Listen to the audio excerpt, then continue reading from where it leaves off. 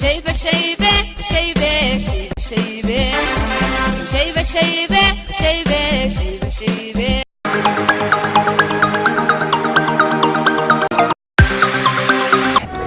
السلام عليكم ورحمة الله تعالى وبركاته.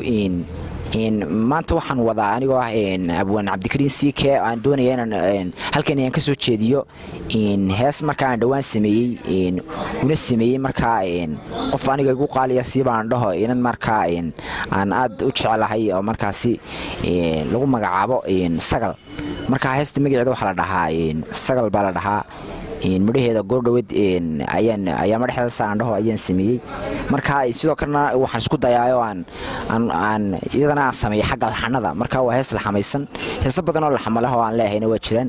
runtii heesta sagal ayaan maanta jecelahay in halkan ku soo bandhigo iyadoo midhaha markaan idin maqashiyo. deesafaha iyo waxyaabaha aan ku sheegi doono runtii waxaan jecelahay qofkii la simanuun xagga dumarka markaasi la wadaaga sifooyinka aan taaban doono in maaragtay markaasi heesta ay la siman tahay, laakiin ay tahay qof kaasuna ay ku socoto aan ugu talagalay.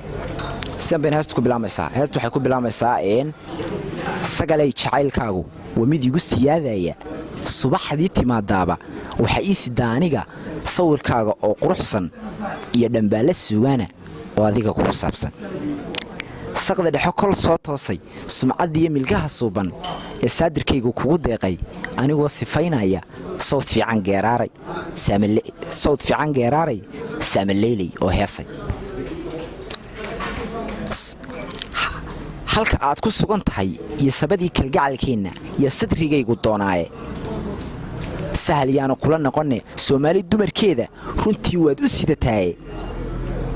waad u sidataaye adigoon saluugaynin soo dhaweed jacaylkiinu sideen kugu helaa huno. sikinkii dhacee suula inuu calafikaasiyaan saamic ugu ducaystaaye sawd wacan qalbiga soora saaq dahablamood suuban muuqaal siman quruxda saafi sooriye kalgacalkiinu samay iyo wanaag soo dheh.